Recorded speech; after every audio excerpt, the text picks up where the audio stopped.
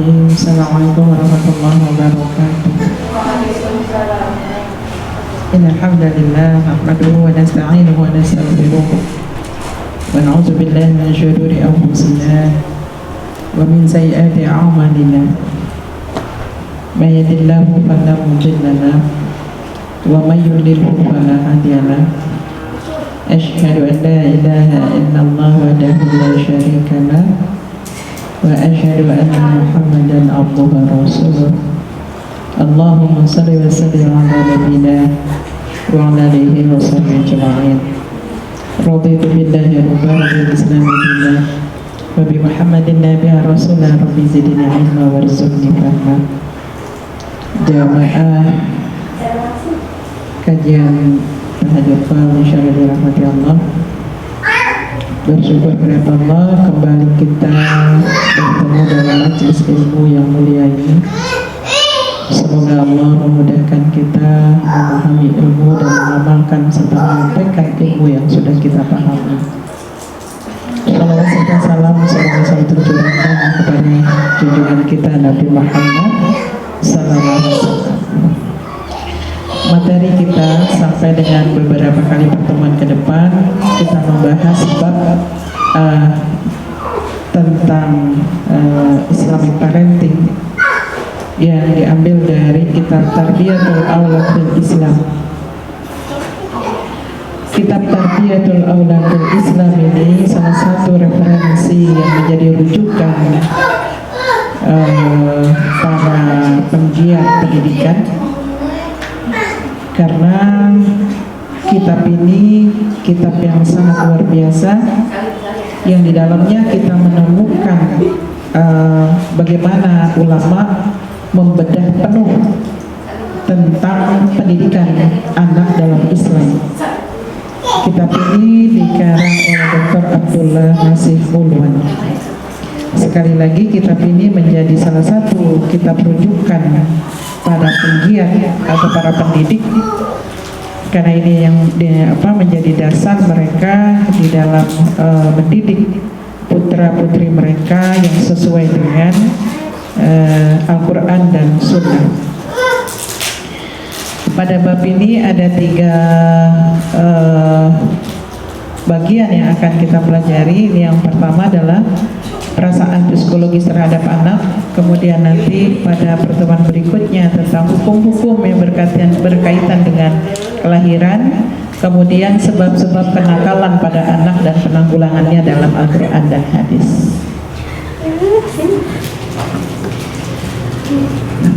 Kita akan mengawali bab pertama, yaitu perasaan psikologis terhadap anak.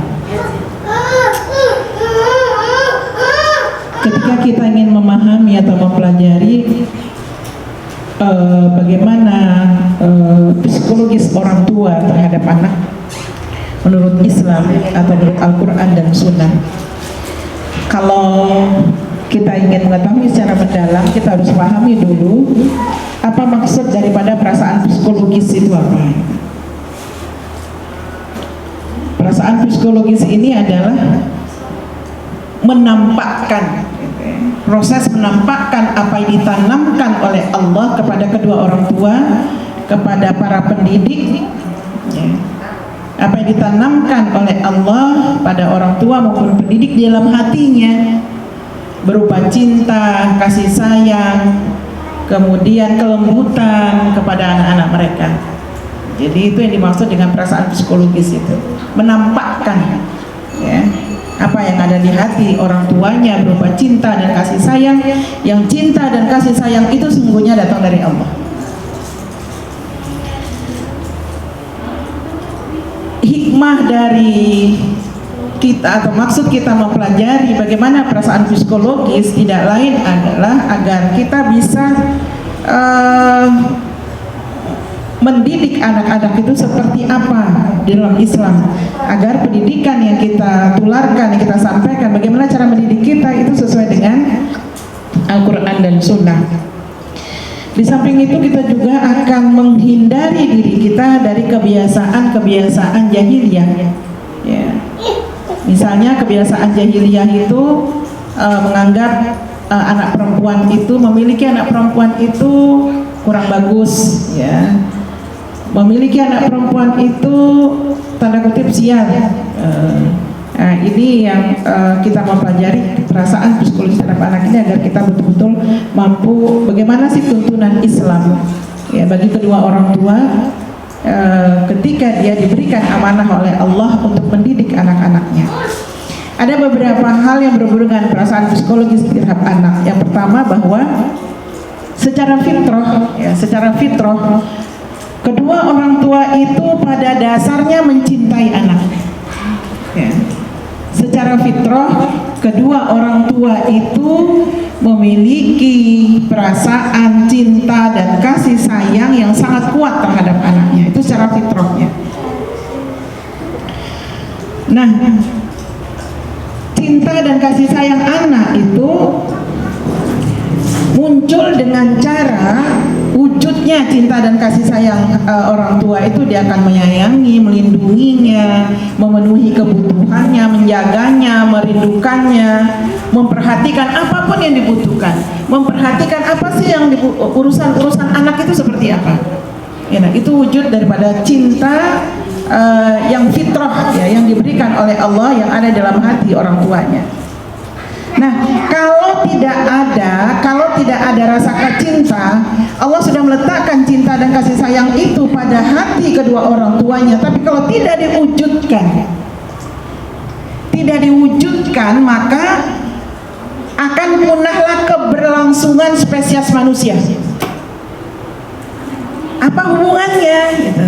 Kalau manusia tidak mewujudkan cinta dan kasih sayang di dalam hatinya orang tua itu yang telah diletakkan oleh Allah, kalau dia tidak mampu mengimplementasikan, terputuslah spesies manusia. Keberlanjutan keturunan itu akan hilang, akan terputus. Gitu. Kok bisa? Kita melihat bagaimana di zaman jahiliyah bayi perempuan yang lahir dikubur hidup-hidup. Ya. Padahal Allah sudah meletakkan cinta di hati orang tua ibu yang melahirkan itu. Tapi karena kebodohannya, jahiliyah itu artinya bodoh, sehingga dia melakukan apapun yang menyelisihi kodratnya dia sebagai orang tua. Mengapa menjadi keberlangsungan keturunan ini menjadi terputus?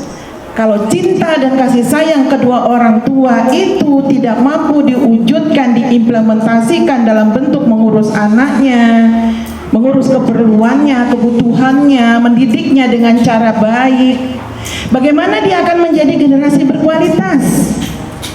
Maka orang tua akan semena-mena ketika dia tidak suka, ketika muncul sifat-sifat anak, perilaku anak yang tidak baik, maka dia akan mudah melampiaskan kemarahannya. Iya.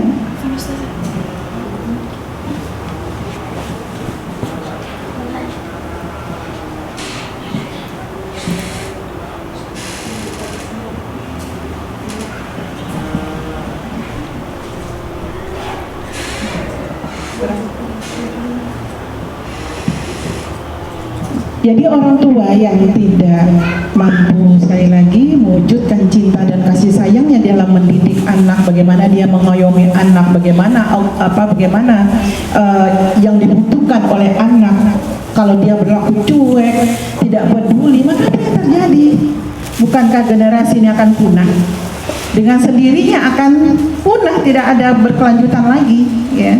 Kalau orang tua tidak mampu mewujudkan fitrah, ya, yang ada pada dirinya, bahwa sebetulnya fitrah itu sudah diletakkan oleh Allah pada hati orang tua, bahwa dia itu sangat mencintai anaknya. Allah Subhanahu wa taala berfirman di dalam Al-Kahfi, itu ada di awal ayat 46. Bismillahirrahmanirrahim. Al-malu wal banuna zinatul hayatid dunya. Allah Subhanahu wa taala berfirman,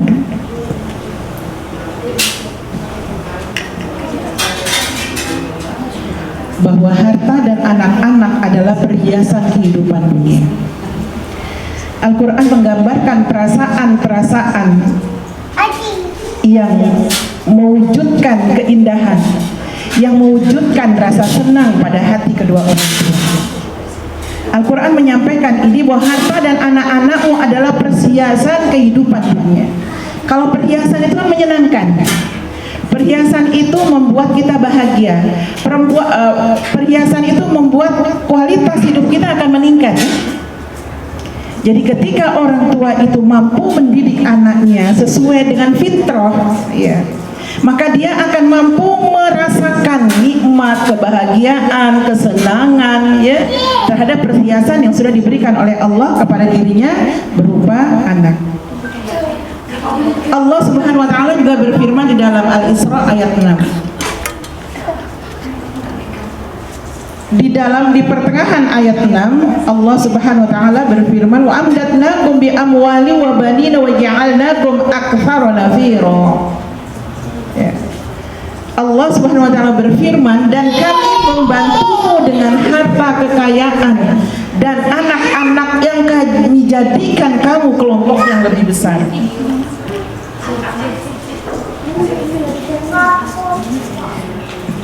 Pada ayat ini Allah menjelaskan tentang bagaimana kasih sayang Allah terhadap orang tua.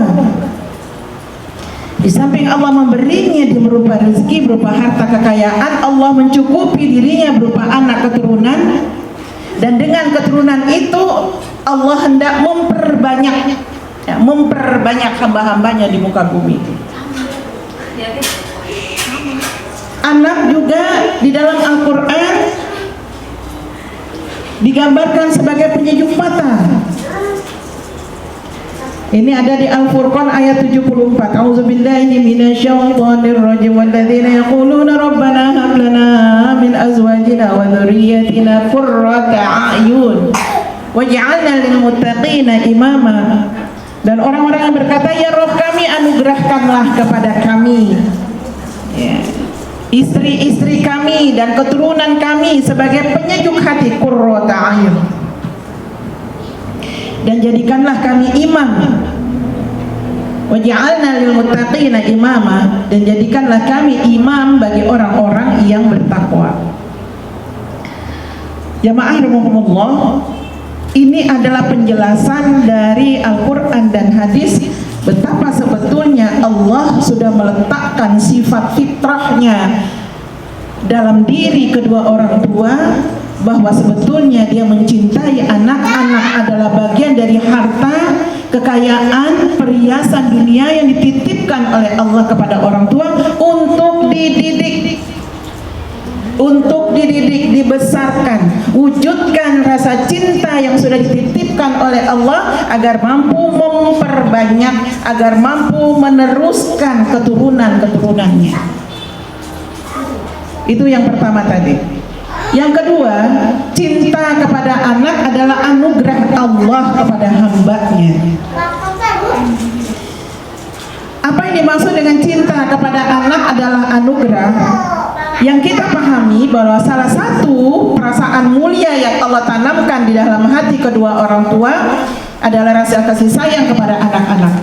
Ini sebetulnya adalah perasaan mulia yang dimiliki oleh orang tua untuk mendidik. Ya, ini bekal yang diberikan oleh Allah untuk mendidik anak, mempersiapkan mereka, ya, memperoleh hasil terbaik. Hasilnya harus baik, ya.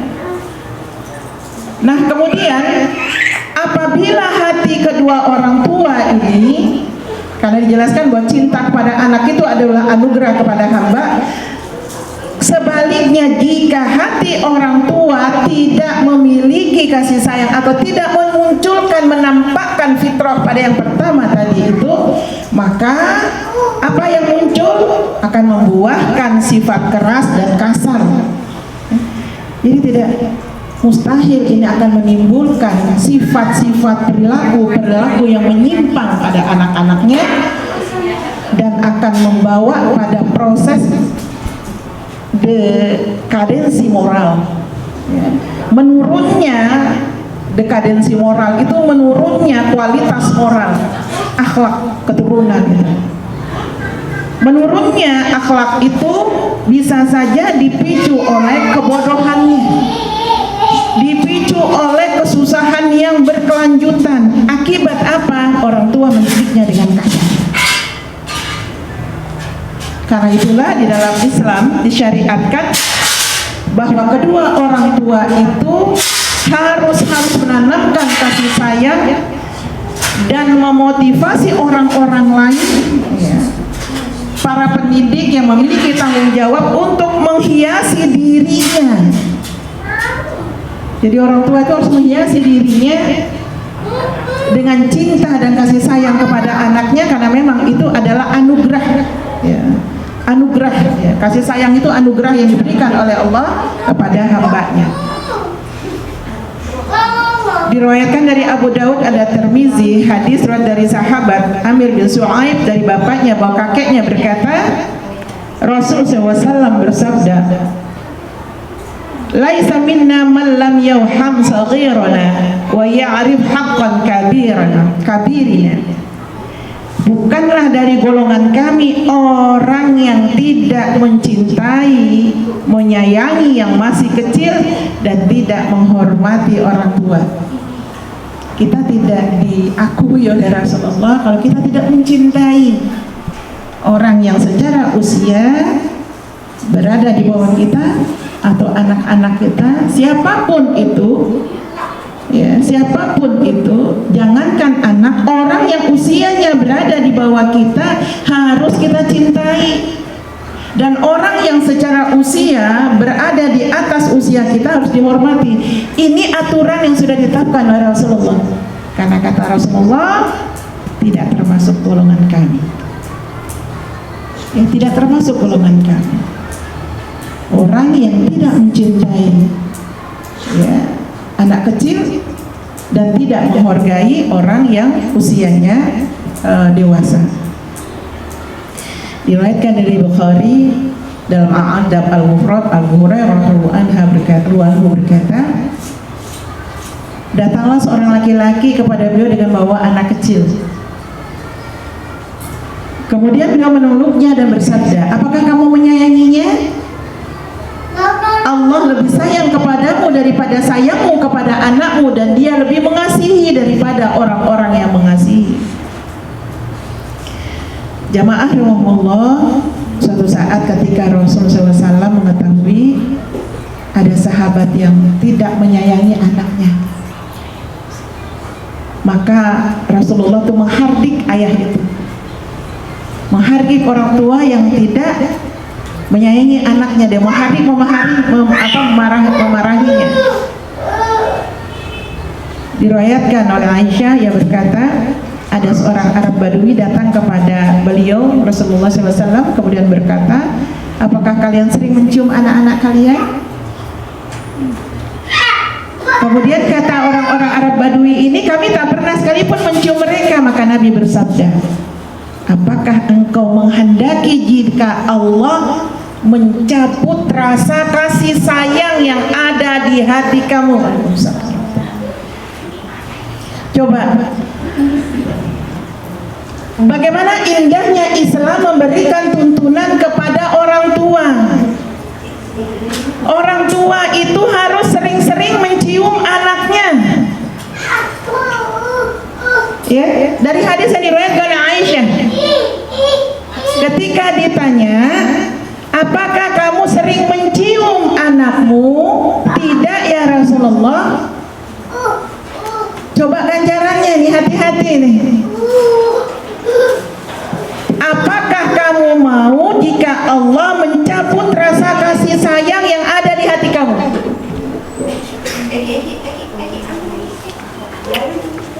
Coba sekali lagi, betapa Islam memberikan panduan yang sangat luar biasa sampai kepada bagaimana cara kita menyalurkan, mewujudkan cinta dan kasih sayang kita kepada anak kecil itu melalui ciuman. Kalau anak-anak masih balita, masih 5 tahun, 3 tahun, 4 tahun, 5 tahun, masih enak dicium. Kalau sudah naik sedikit, SD kelas 7, kelas 8, SD 7 tahun, 8 tahun, 9 tahun main panas-panas, apalagi anak laki-laki pulang dengan keringat. Apa masih bisa ibunya akan mencium karena dia pulang dalam keadaan kotor? Ya. Kemudian rumahnya, apa kakinya kotor, ketika masuk rumah ibunya sudah dibersihkan menjadi kotor lagi. Apakah mampu seorang ibu memunculkan sifat sayangnya kepada anaknya, merangkulnya, menciumnya dalam keadaan dia kesel? Iya kan? Bahkan ada orang tua yang begini, asal rumahnya bersih. Ini hati-hati nih yang punya bayi balita ini. Jangan bangga dengan rumah bersih. Anaknya dikurung, nggak boleh main. Karena rumah itu harus bersih. Tembok itu harus selalu bersih.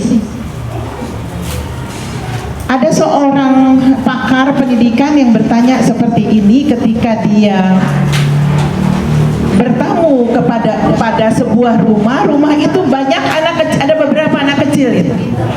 Dia melihat rumahnya bersih sekali, tembok-temboknya bersih. Ketika ditanya, ibu punya anak bayi, punya anak balita, punya anak yang sedang aktif-aktifnya mencoret tembok, memecahkan, keindahan yang diciptakan, kebersihan yang dijaga oleh orang tuanya itu gampang, cepat sirna. Ketika ditanya bagaimana caranya, oh saya nggak boleh. Anak-anak itu kalau dia mencoret saya pukul tangannya. Kalau dia mencoret tembok saya kasih kertas. Bagaimana kalau dia mencoret di luar kertas? Saya pukul tangannya. Dia harus tahu, oh itu tidak boleh. Nah, bagaimana Islam memandang seperti ini?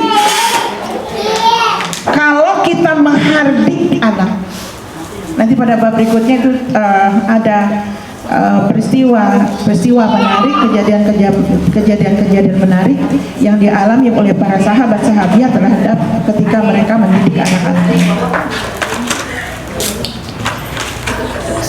Diriwayatkan dari Bukhari juga dalam Adab Al-Ghufrat, Anas bin Malik radhiyallahu anhu berkata, seorang wanita datang kepada Nabi SAW. Kemudian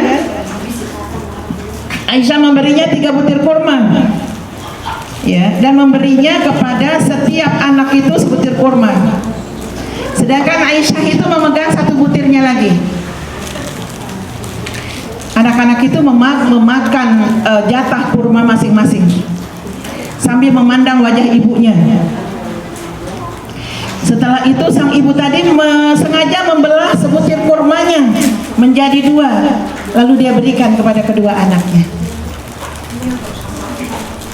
Kemudian Aisyah menceritakan kejadian yang dia alaminya langsung itu kepada Rasul SAW.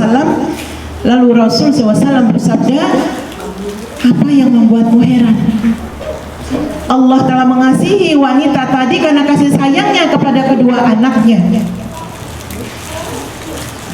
Jadi Aisyah itu bertanya, kok bisa ya seorang perempuan seperti itu? Dia tahan laparnya, dia tidak makan jatah untuk dirinya, padahal hanya sebutir kurma. Dia beri kesempatan anaknya untuk menikmati jatah kurmanya. Dia tidak makan jatahnya karena dia tahu bahwa anaknya pasti lebih butuh daripada dirinya. Ini yang membuat Aisyah menjadi terheran, kemudian menyampaikan ini kepada Rasulullah SAW. Maka beliau bersabda, apa yang membuatmu rasa heran? Allah telah mengasihi wanita tadi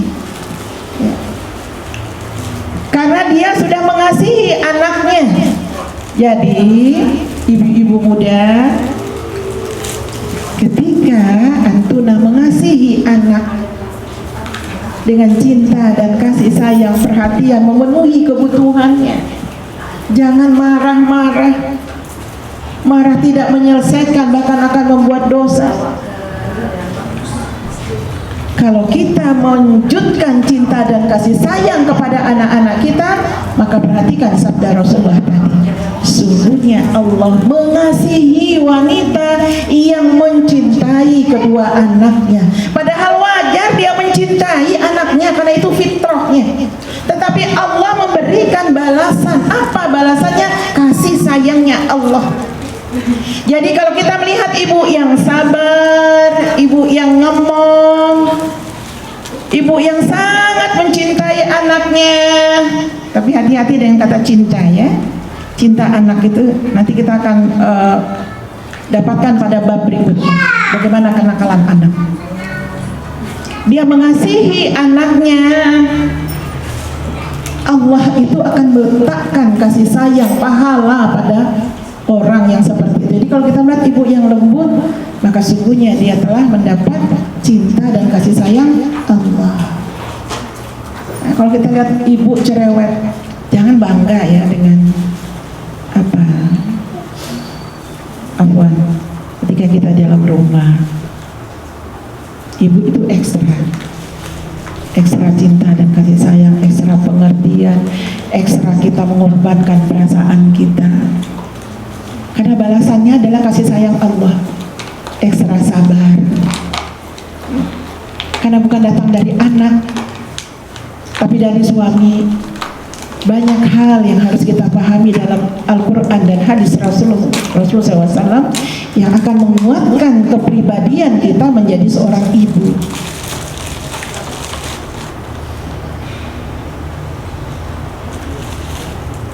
Jika Nabi melihat ada anak kecil yang sedang sekarat dan nyawanya hendak dicabut, maka beliau akan berlinang air matanya. Beliau itu adalah manusia yang paling halus dan lembut hatinya. Ketika melihat orang yang sekarat, anak kecil terutama, berlinang air matanya karena sedih dan merasa iba kepada anak kecil. Nah, ini memberikan pelajaran kepada kita betapa pentingnya umat Rasul SAW ini untuk memelihara rasa cinta dan kasih sayangnya dengan mencontoh Rasulullah SAW. Al-Bukhari dan Muslim meriwayatkan Usama bin Zaid radhiyallahu anhu berkisah, sungguh anak perempuan Nabi telah mengutus seorang menemui ayahnya untuk memberitahukan bahwa anaknya dalam keadaan sakarat. Kemudian Nabi mengutus kami mendatangi dan mengucapkan salam kepadanya. Kemudian beliau bersabda, sesungguhnya milik Allah lah apa yang dia ambil dan apa yang dia berikan. Sesungguhnya segala sesuatu memiliki ketetapan waktunya, hendaklah bersabar dan tabah. Ini kan ada anak perempuan Rasulullah mengutus seseorang untuk menyampaikan kepada ayahnya, kepada Rasulullah, wahai Rasulullah, sesungguhnya kami diutus oleh putrimu menyampaikan bahwa anaknya, cucumu ya Rasulullah sedang sakit. Maka Rasulullah SAW mengucapkan salam. Kemudian beliau bersabda, sungguhnya milik Allah lah apa yang dia ambil dan apa yang dia berikan. Sesungguhnya segala sesuatu itu memiliki ketetapan waktunya, hendaklah ia bersabar dan tabah. Kemudian putrinya tadi kembali mengutus orang kepada Rasulullah SAW dan bersumpah mengharap kedatangan Nabi SAW untuk melihat kondisi putra daripada putrinya itu. Maka Rasulullah SAW datang bersama Sa'ad bin Ubadah, Mu'az bin Jabal, Ubay bin Ka'ab, Zaid bin Thabit dan beberapa sahabat lainnya. Apa yang dilakukan Rasulullah SAW menggendong di hadapan beliau dan didudukkan di atas pangkuannya. Nafasnya tersengal-sengal melihat itu, kemudian berlinang air mata beliau. Kemudian saat berkata, apa ini? Apa sebetulnya ini wahai Rasulullah? Beliau menjawab, hadhihi rahmatun ja'alaha Allah Ta'ala fi qulubi ibadihi. Ini adalah kasih sayang Allah benamkan di dalam hati hamba-hambanya. Jadi Rasulullah itu ketika melihat cucunya yang sakit itu, nafas beliau itu menjadi tersengal-sengal, menangis, sedih, haru melihat kondisi cucunya yang sakit. Ketika ditanya oleh Sa'ad, apa ini ya Rasulullah? Inilah rasa cinta, inilah kasih sayang yang Allah tanamkan ke dalam hati hamba-hambanya. Di dalam riwayat lain, ja'alallahu fi qulubi man yasha'u min ibadihi wa inna ma yarhamullahu min ibadihi ruhama. Kasih sayang yang Allah tanamkan ke dalam hati hamba-hambanya yang dikehendakinya, dan Allah akan mengasihi hambanya yang penyayang. Maka tidak mengherankan jika rasa kasih sayang yang tertanam dalam hati kita orang tua itu akan mendorong kita untuk melakukan kewajiban kita, menyayangi anak-anak, mendidik anak-anak kita sesuai dengan Al-Quran, sesuai dengan tuntunan Rasul SAW, dan melaksanakan apa yang dipikulkan oleh Allah kepada kita berupa amanah, yaitu anak untuk dididik, dan kita akan diminta tanggung jawab oleh Allah terhadap anak yang sudah kita didik. Itu hal yang kedua. Hal yang ketiga adalah membenci anak perempuan adalah perbuatan yang terkutuk. Membenci anak perempuan itu terjadi di zaman jahiliyah. Tapi mari kita lihat zaman sekarang. Membenci itu muncul dalam wujud membiarkan anak-anak mereka, anak-anak perempuan mereka, terutama yang sudah mukallaf, yang sudah balik, tidak, para ayah tidak memiliki sifat dayut atau cemburu terhadap anak perempuannya yang tidak menutup aurat, tidak memiliki rasa sedih, tidak memiliki rasa gelisah ketika anak gadisnya tidak sholat. Maka kalau di zaman Rasul SAW itu, zaman jahiliyah itu, membenci anak perempuan adalah perbuatan yang terkutuk. Justru sekarang bergeser, ya, mereka sebetulnya sayang, ya. Kalau membenci itu kan tidak sayang, tetapi ini sayang yang salah, ya. Itu yang terjadi zaman sekarang. Baik, kita lihat bagaimana membenci anak perempuan adalah perbuatan yang terkutuk. Apa yang sudah kita pahami bahwa di dalam agama kita ini ada seruan-seruan yang menyuruh kita untuk adil dan bersifat universal, tidak membedakan cara bermuamalah kita antara laki dan perempuan, itu sama saja, ya, di hadapan Allah. Allah Subhanahu wa taala berfirman di dalam surat Al-Maidah ayat 8. Di pertengahan ayat Allah mengingatkan kepada kita bagaimana tentang sifat adil. I'dilu huwa aqrabu littaqwa. Berlakulah secara adil, karena adil itu lebih dekat kepada takwa, kata Allah. Adil maksudnya bahwa memperlakukan antara anak laki-laki dan perempuan itu sama, karena laki-laki dan perempuan di hadapan Allah itu juga sama kedudukannya. Selain itu, membenci anak perempuan adalah perbuatan yang terkutuk, adalah sebagai salah satu wujud kepatuhan kepada perintah Allah dan Rasul. Diriwayatkan oleh Ashabus Sunan dan Imam Ahmad, Ibnu Hibban dari hadis Nu'am bin Bashir. I'dilu baina abnaikum, i'dilu baina abnaikum, i'dilu baina abnaikum. Berlakulah adil kepada anak-anak kalian. Berlakulah secara adil kepada anak-anak kalian. berlakulah secara adil kepada anak-anak kalian. Maka berpijak kepada firman Allah di Al-Maidah dan hadis Rasulullah SAW tadi, orang tua harus menerapkan prinsip keadilan, kesamaan, kecintaan kedua orang tua, interaksinya, perlakuan kasih sayang tanpa membedakan antara anak laki-laki dan perempuan. Jika kita dapatkan di dalam masyarakat Islam itu ada orang tua yang memperlakukan dengan perilaku yang berbeda terhadap anaknya, maka sebabnya bisa jadi kembali kepada lingkungan yang rusak, ya, lingkungan yang rusak yang pernah terjadi di zaman dahulu, yaitu di zaman jahiliyah. Di An-Nahl Allah Subhanahu wa taala berfirman, An-Nahl ayat 58-59. Ini bagaimana kejahiliahan ini. A'udzu billahi minasyaitonir rajim. Wa idza busyira ahaduhum bil untha dhalla wajhuhu muswadda wa huwa kadhim yatawara minal qawmi min su'i ma busyira bihi ayumsikuhu ala hunin am yadussuhu fit turab ala sa'a ma yahkum.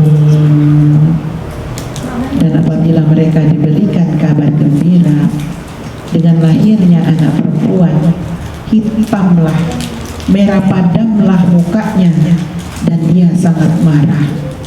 Ia menyembunyikan dirinya dari orang banyak disebabkan buruknya berita yang disampaikan kepadanya. Apakah dia akan memeliharanya dengan menanggung kehinaan atau menguburkannya ke dalam tanah hidup-hidup? Ketahuilah alangkah buruknya apa yang mereka tetapkan. Penyebab lain tentunya ketika seorang itu membenci anak perempuannya disebabkan karena lemahnya iman dan lunturnya keyakinan, disebabkan karena mereka tidak rela menerima apa yang telah ditetapkan oleh Allah berupa kelahiran anak perempuan. Allah Subhanahu wa taala berfirman dalam Asy-Syura, Lillahi mulkus samawati wal ard yakhluqu man yasha'u wa yahabu liman yasha'u inatha wa yahabu liman yasha'u dzakur aw yuzawwijuhum dzakrana wa inatha wa yaj'alu man yasha'u aqima innahu 'alimun qadir. Kepunyaan Allah, kerajaan langit dan bumi, Dia menciptakan apa yang Dia kehendaki dan memberikan anak-anak perempuan kepada siapa yang Dia kehendaki dan memberikan anak laki-laki kepada siapa yang Dia kehendaki, atau Dia menganugerahkan kedua jenis laki-laki dan perempuan kepada siapa yang Dia kehendaki, dan Dia menjadikan mandul siapa yang Dia kehendaki. Sungguhnya Dia Maha mengetahui lagi Maha kuasa. Di akhir materi ini ada sebuah kisah. Ada seorang pemimpin yang dipanggil Abu Hamzah. Abu Hamzah ini menikahi seorang wanita yang sangat berharap mendapat keturunan laki-laki darinya. Ternyata istrinya melahirkan anak wanita. Kemudian ia pergi meninggalkan istrinya menuju rumah lain yang bukan rumahnya. Setelah setahun berlalu, wanita itu, istri Hamzah, Abu Hamzah ini terlihat mendendangkan beberapa bait. Baitnya itu berisikan bagaimana kesedihan ketika suaminya pergi meninggalkan rumah hanya karena dia tidak mendapatkan anak yang sesuai dengan diinginkan oleh suaminya. Karena mendengar kegalauan, kesedihan istrinya, bergegaslah sang suami itu masuk ke rumahnya. Setelah itu dia menerima pelajaran berharga dari istrinya tentang keimanan, ridha, dan tetap yakin. Kemudian dia mencium kening istrinya dan putrinya. Ia ridha apa yang menjadi pemberian Allah yang telah ditentukan. Rasulullah SAW akan mencabut akar-akar kejahiliahan yang mendiskriminasikan anak perempuan daripada anak laki-laki, Rasul SAW juga memerintahkan kepada para orang tua dan pendidik untuk berbuat baik kepada wanita, menjaga mereka, kemudian menegakkan urusan mereka supaya mereka masuk surga dan mendapatkan keridhaan Allah. Wujudnya adalah supaya orang tua, para pendidik memberikan pendidikan kepada wanita dengan cara yang baik, sesuai dengan apa yang diridhoi oleh Allah Subhanahu wa taala dan perintah Allah. Apa yang disebutkan oleh Rasul SAW dalam sabdanya, barang siapa yang memelihara 2 anak wanita hingga keduanya dewasa, maka dia akan datang kepadaku dengan jarak aku dan dirinya seperti ini beliau menggenggam jari jemarinya. Barang siapa yang memiliki 3 anak perempuan kemudian ia bersabar mengasuhnya, memberinya makan, pakaian dan hartanya, anak perempuan tadi akan menjadi penghalangnya dari neraka. Barang siapa yang memiliki 3 anak perempuan, 3 saudara perempuan atau 2 anak perempuan atau 2 saudari perempuan, lalu dia perbaiki pergaulan dengan mereka dan bersabar atas mereka dan bertakwa kepada Allah, maka ia akan masuk surganya Allah. Maka selayaknya orang tua yang diberikan amanah oleh Allah untuk mendidik anak-anaknya, sebaiknya kita para pendidik mengambil arahan nabawi dan ajaran Islam di dalam menjaga anak-anak perempuan kita. Wujudkan keadilan, kesamaan di antara anak laki-laki dan perempuan. Hendalah kita bergegas menuju surganya Allah melalui kemampuan kita mewujudkan rasa cinta dan kasih sayang kepada anak-anak kita yang akan bermuara kepada kualitas anak cucu keturunan kita. Allahu a'lam bishawab. Semoga bermanfaat. Sebetulnya bab ini masih panjang, tapi kita akan selingi dulu dengan, silakan ibu-ibu muda.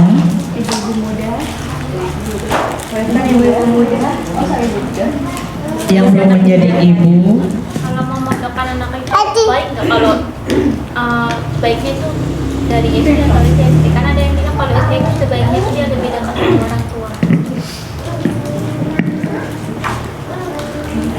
Bismillahirrahmanirrahim.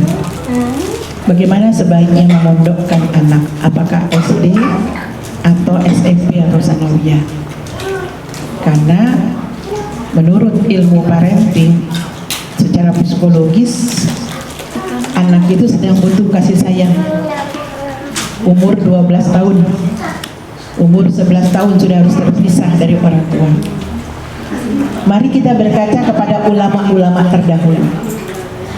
Ulama-ulama terdahulu justru para ibunya itu yang kuat sekali mendekatkan dirinya kepada Allah melalui perjuangannya untuk rela berpisah dengan anaknya, menitipkan anaknya untuk menuntut ilmu dengan jarak tempuh yang sangat jauh.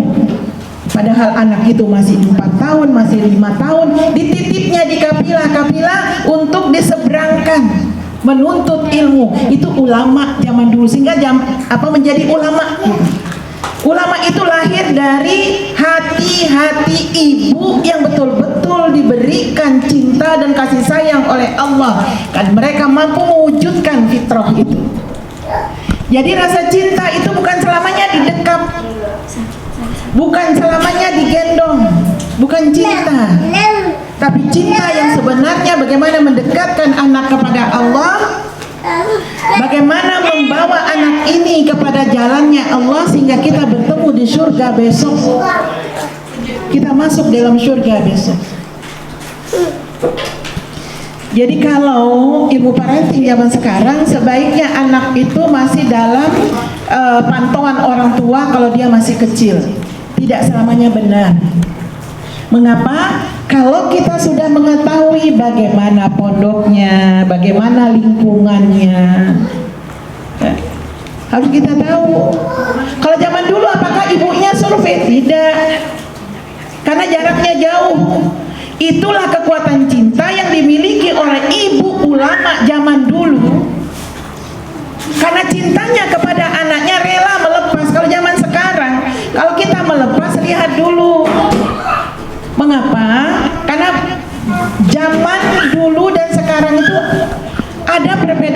perbedaan yang sangat signifikan terhadap lingkungan belajar. Ya. Jadi mengapa kita harus tahu bagaimana lingkungan belajarnya, anak itu nyaman atau tidak, dia ditempa di situ. Jadi bukan karena kita sayang anak, kita memenuhi kebutuhan cinta dan kasih sayang kita dengan cara kita tidak rela berpisah dengan anak pada usia-usia tertentu. Jadi kalau ditanya apakah mana yang lebih bagus, lebih cepat lebih bagus. Bukankah anak itu akan semakin cepat proses dia berpikir, proses dia mengambil keputusan karena dia hidup berjauhan dari orang tuanya. Persoalannya sekarang ibu-ibu itu lebih sensitivitas tingginya emosinya itu ya seringkali mengalahkan ya. Yang dimaksudkan adalah bahwa saking cintanya dia tidak ikhlas berpisah dengan anaknya, padahal berpisah itu untuk keuntungan dirinya dunia dan akhirat, bukan untuk apa-apa. Akan lebih celaka lagi kalau orang tua itu akan mengatakan seperti ini, kasihan anak saya, jangan disuruh pondok. Surga itu bisa kita dapat dari mana-mana, tidak harus di pondok. Nah ini yang celaka. Mengapa dikatakan celaka? Karena pemahaman orang tua, mindset orang tua terhadap pondok pesantren itu salah. Tidak semua, memang ada pondok-pondok yang ada kurang, ada lebihnya. Tapi angka lebih bijaksana kalau orang tua itu harus tahu seperti apa pondok itu. Dalam rangka mewujudkan cinta dan kasih sayang, ingin memberikan yang terbaik. Jadi kalau kita survei, itulah bukti cinta kita, tidak asal melepas saja. Jadi seperti itu, lebih cepat lebih bagus, lebih cepat lebih bagus. Bukan kita ingin misalnya biar lepas tanggung jawab, lagi itu anak perempuan, tidak juga. Di pondok juga harus selalu kita pantau agar berkesinambungan antara cinta dan kasih sayang kita, perhatian kita, sekalipun jaraknya dia dan kita dan anak itu tidak dekat atau jauh. Seperti itu. Allahu a'lam bishawab. Yang lain silahkan. Yeah.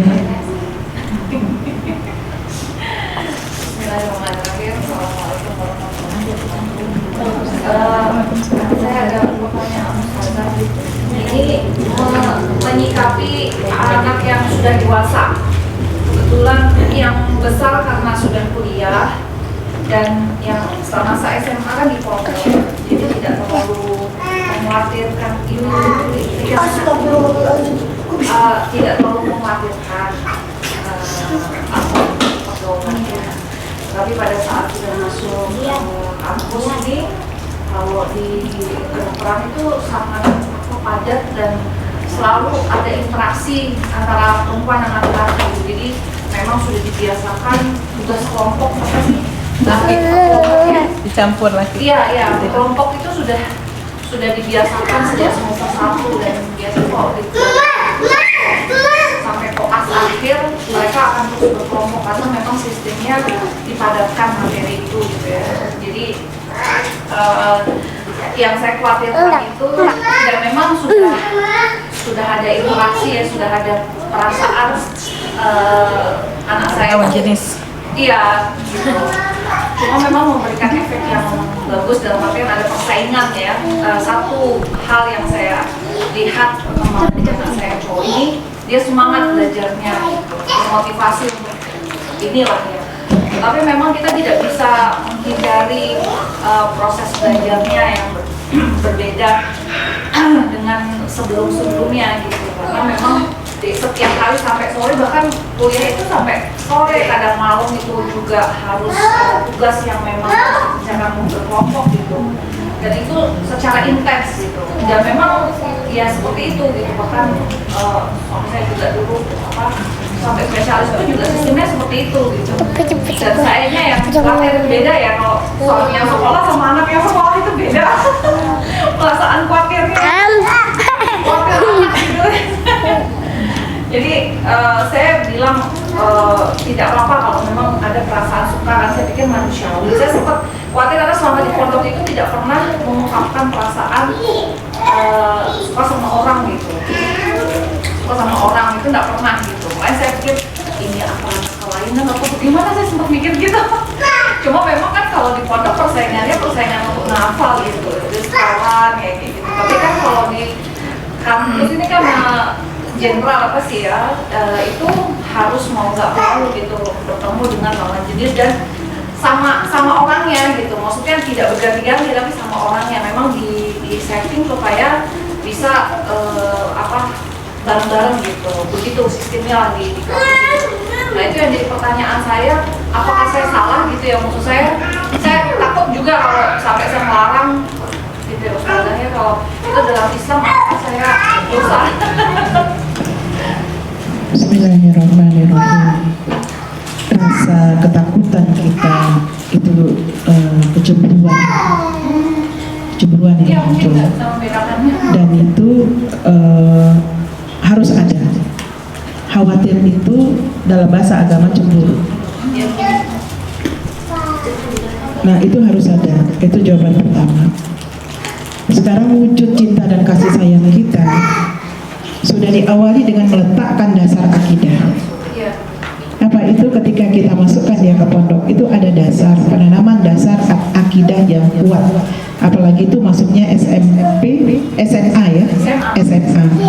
3 tahun itu, iya 3 tahun itu kalau SD-nya, SMP-nya mendapat dari lingkungan tempat belajar ngajinya, dari lingkungan rumah, kemudian itu diperkuat dengan ilmu, pemahaman, praktik ketika dia masuk ke pondok, maka ini sudah menjadi dasar yang bagus.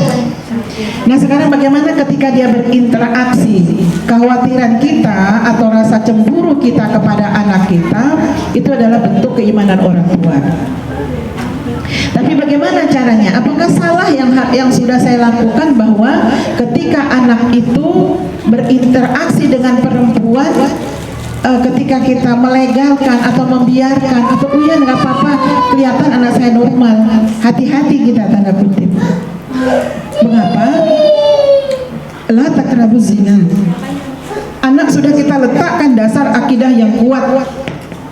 Akidah yang kuat pada anak laki-laki maupun perempuan, ketika dia itu balik, ketika dia itu mukallaf, ketika dia itu sudah masuk kepada ranah dia berkumpul lawan jenis, apa akidah yang harus ditanamkan? Bang, kakak, mbak, Allah Maha melihat. Dia sudah tahu tapi harus diingatkan. Nggak apa-apa nih, nggak apa-apa. Tapi ingat, nggak apa-apanya Umi itu maksudnya begini. Ingat Allah Maha tahu, Allah Maha mendengar, Allah Maha melihat. Yang terlintas di hati Tole itu Allah tahu. Itu diingatkan. Tidak mengancam tapi diingatkan. Kalau anak diingatkan dengan cara ibu, bukan berarti sini kamu duduk sini A, B, C, bukan begitu. Anak zaman sekarang kalau diberi kuliah seperti itu selesai, nggak akan masuk. Tetapi ketika dia dibuat menjadi sahabat, ketika dia dikati dengan cinta dan kasih sayang, menasehatinya mungkin di tempat rekreasi, menasehati mungkin di tempat makan di luar, menasehati mungkin ketika dia tidur kita berbicara, itu tempat. Bukan menghukumi anak datang kamu begini, kamu tidak boleh A, tidak boleh B. Bukan itu proses mendidik zaman sekarang. Jadi yang kedua yang harus dilakukan adalah mengingatkan tentang kelurusan akidah anak, bahwa Allah itu maha segala-galanya. Kalimat yang mulia ini insya Allah kalau terus masuk ke dalam memori anak, yang itu sudah ada dalam memorinya, tapi kalau di refresh kembali, maka ini akan membentengi. Yang ketiga yang harus dilakukan adalah banyak berkomunikasi dengan anak. Anak kalau masih kecil ini diajak komunikasi. Jangan katakan ini kan masih kecil, jangan, ajak aja berkomunikasi anak. Ya, ajak berkomunikasi anak itu. Sekalipun dia masih bayi, ajak dia berbicara. Ya. Karena itu untuk melatih pendengaran memori mereka itu. Yang baik-baik yang dimasukkan. Jangan omelan, jangan cacian. Jadi yang ketiga adalah yang dilakukan orang tua terhadap anak yang sudah beranjak dalam dunia lawan jenis itu adalah banyak-banyak berkomunikasi. Tidak menjadi security bagi dia. Kak, kamu sekarang di mana? Sekarang udah jam berapa? Jangan seperti itu, kita jauh nanti. Seolah kita menjadi security bagi anak. Justru tembok tinggi yang akan kita dapatkan, jauh kita dari anak. Tapi berbicara bagaimana yang dilakukan hari ini, prosesnya senang seperti itu. Ya. Itu yang akan melekat pada memori kalau anak laki. Sehingga ketika dia memiliki istri, dia akan perlakukan istrinya seperti itu. Jadi bagaimana ini untuk anak laki-laki, nanti anak perempuan. Kalau anak laki-laki dari kecilnya dipenuhi memorinya dengan yang baik-baik dan kelembutan, kita akan dapat dia besok akan menjadi orang yang lembut, insya Allah. Jadi ajak dia berkomunikasi dengan cara bagaimana perasaanmu. Kamu senang semua. Apa yang lucu? Apa yang kakak rasakan? Bete ya? Gak apa-apa. Jadi komunikasinya itu menanyakan perasaan dia, gitu. Bukan ingin intervensi, enggak, menanyakan perasaan saja. Kamu senang, kamu happy hari ini. Masya Allah, barakallah. Itu dari umur berapa? Dari umur Ini ketika dia sudah masuk pada fase dia mengenal lawan jenis. Tapi ketika, apakah ini bisa kita lakukan ketika dia masa anak sekarang itu gampang besarnya ya. Anak TK sekarang lawan jenisnya saja sudah kesemsem dia. Ya, anak sekarang benar seperti itu. Ya, dia akan mudah bercerita kepada ibunya. Aku punya anak teman namanya ini. Aduh dia sama mamanya begini, itu anak TK itu. Maka ketika kita berhadapan dengan anak seperti itu, penanaman akidah itu seperti apa? Yang harus kita tanamkan pada dia itu saudara. Jadi dia yang ada di otaknya dia itu bukan lawan jenis untuk dicintai, bukan. Nah ini sudah karena dia takut untuk sampai pindah gitu. Mama nanti nikah muda aja gimana Pak? Aneh udah bicara gitu. Maksudnya udah karena udah sampai tahap situ gitu. Karena kan nggak pernah kenal perempuan sebelumnya, jadi kenal sama yang cocok tuh udah kayak apa ya? Saya juga nggak berani marah sih sebenarnya. Cuma saya takutnya juga dosa. Komunikasi. Ya sampai komunikasi. Nikah aja dan nggak dosa gitu. Aduh mati. Ayo. Itu Kalau secara psikologis saya bimbingannya kepada teman-teman yang seperti itu adalah komunikasi. Penekanannya hanya pada komunikasi, tidak langsung mengatakan iya. Lama-lama dulu ya dinikahkan. Dinikahkan, harus dinikahkan. Kalau sekarang banyak hal, Ya. kan kesiapan perempuan, kan bagaimana psikologis, kan banyak yang harus diperhatikan kalau sekarang ya. Masih kuliah nanti. Masih kuliah, gimana lah seperti itu kan. Jadi tidak harus kalau zaman dulu kenapa begitu, kenapa begini, jelas ada perbedaan. Tetapi esensinya tetap sama sebetulnya ya, menghindari anak kita itu dari zina sebetulnya. Berarti saya nggak dosa ya Ustazah? Tapi kita akan menjadi dosa kalau ya nggak apa-apa bang, kamu itu yang dosa kita.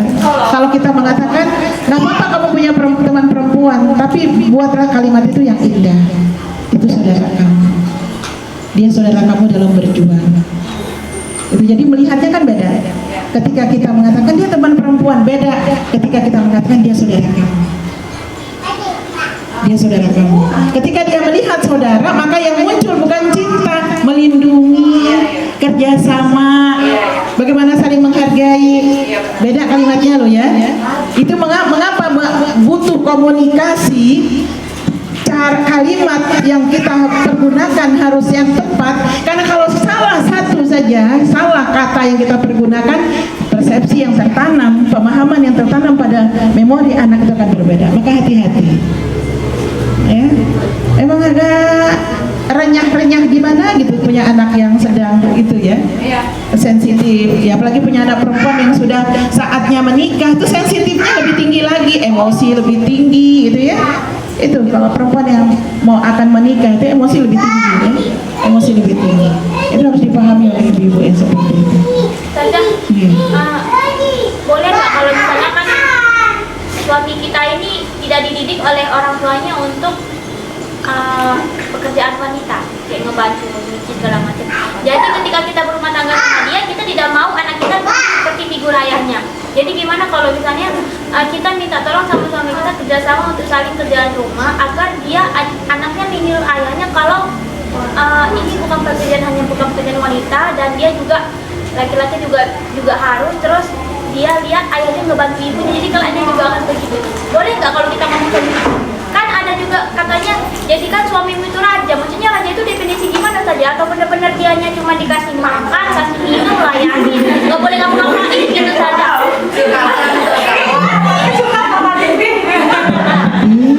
Pemahaman yang seperti itu tidak paham.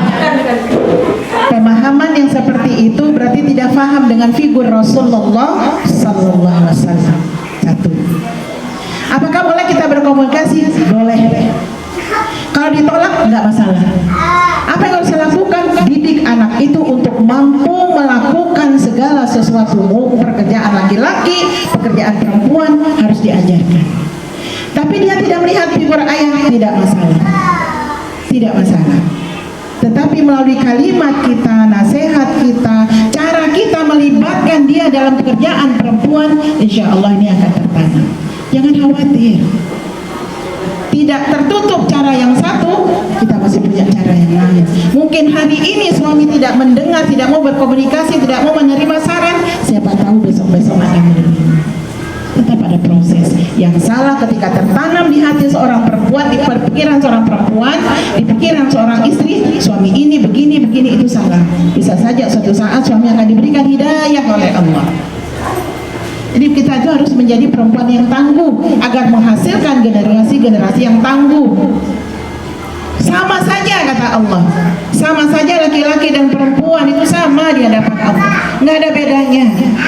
Malu kalau anak laki-laki itu diajar cuci piring, kenapa malu? Ajar dia untuk mengangkat piringnya sendiri, ajar walaupun dia masih 3 tahun, ajar. Ketika selesai makan, ayo kita bawa. Ajar dia untuk merapikan, kalau dia tidak mampu merapikan, ajak dia melihat proses membersihkan. Kan perempuan itu perempuan. Saya pernah mendidik anak saya yang laki-laki itu sampai dia mengatakan dia tidak pernah punya malu, perasaan malu gitu. Ketika saya mengatakan begini, kakak, adiknya lagi head pertama lagi sakit sekali, kasihan kakak bisa nggak beli di depan itu pembalut? Pergi langsung ngomong, Bu, boleh saya beli softtek nggak? Ketawa langsung, aduh Bu Hardi kebangetan katanya. Kok si kakak disuruh beli softtek? Ya kenapa? Kan anak laki, dia malu nggak ngomong gitu? Enggak sih, pede banget si kakak itu langsung ngomong, Bu beli pembalut.